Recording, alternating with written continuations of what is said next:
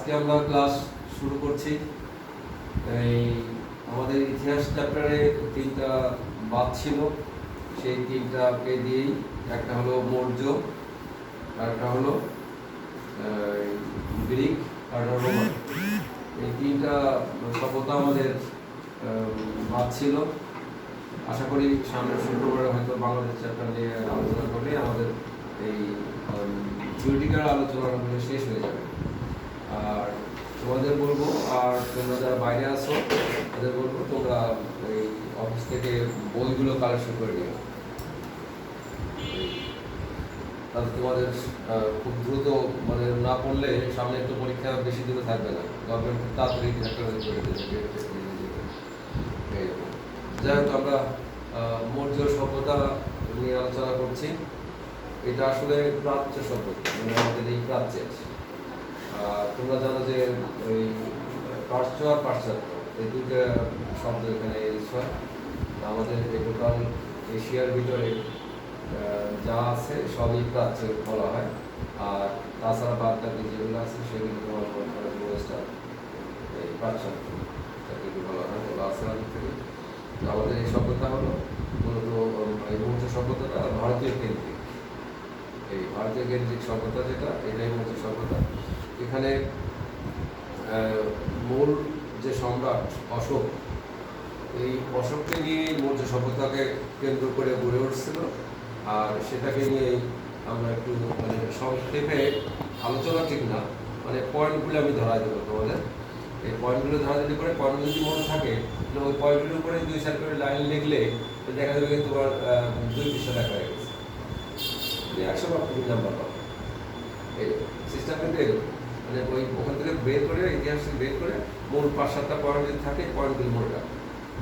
যেমন তোমার মনে রাখতে হবে যে সম্রাট অশোকের নাম, তারপরে উনি বৌদ্ধ ধর্মের অবলম্বী ছিলেন, তারপরে ওনার আমলে ব্যাপক প্রচার প্রসার হয় ওনার ক্ষেত্রে। আর ওনার ওখানে পাওয়া যায় তোমার বৌদ্ধ স্তম্ভ এরকম। আর এটা 8,000 না 85,000 স্তম্ভ নির্মাণ করছে, 85,000 স্তম্ভ নির্মাণ করছে এই সম্রাট অশোক। মৌর্য সভ্যতায় পাওয়া যায় এটা। এটা প্রায় 1200 পাহাড় কেটে মন্দির তৈরি করা হয়। 1200টা পাহাড় কেটে মন্দির তৈরি করা হয়।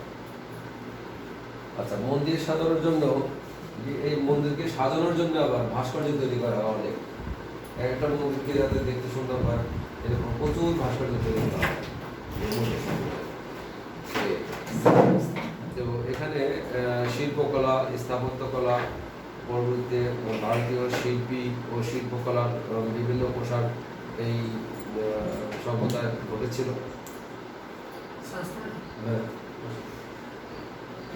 সভ্যতায় ঘটেছিল। এটাতে 3,000 বছর ধরা হচ্ছে, 3,000 বছর আছে সভ্যতা। না ভুল হলাম, এই মৌর্য সভ্যতাটা এই কয়টা পয়েন্টের চিন্তা করলে, আলোচনা করলে পরে আমরা আবার ইতিহাসটা পুরোটাই পেয়ে যাবো। সেটা আমি কিন্তু সব ক্ষেত্রে বলে দিতে পারি। এখানে তোমাদের প্রত্যেকটার ক্ষেত্রেই আমাদের পড়তে হবে যে যেমন কোন কোন মূর্তিগুলো বেশি নাম আছে, কোন কোন মন্দিরগুলো নাম আছে, পরে লেখা আছে। আচ্ছা, এখন গ্রিক শব্দ, যেটা কিন্তু আবার পাশ্চাত্য শব্দ, এটা গ্রিক যেটা, তো এটাও প্রায় 3,000 বছর আগের সভ্যতা। তো তোমরা নাম জানছো কিনা জানি না, বা তোমরা জানি থাকতে পারো। খুব নাম করা কবি হোমার, গ্রিকের যে নাম হোমার, হাজার হাজার বছরের প্রাচীন কাহিনী নিয়ে তৈরি করেন পৃথিবীর প্রথম মহাকাব্য। পৃথিবীর প্রথম মহাকাব্য যেটা তৈরি করা হয়, এই হোমার এটা তৈরি করছিলেন, এই বিভিন্ন পুরনো কাহিনী নিয়ে এরকম। তো তার ভিতরে একটা নাম আছে হলো ইলিয়াড আর ওডিসি, নাম করা খুব। হোমার গ্রিসের আদি কবি, আর তার লেখায় সব জানা যায়।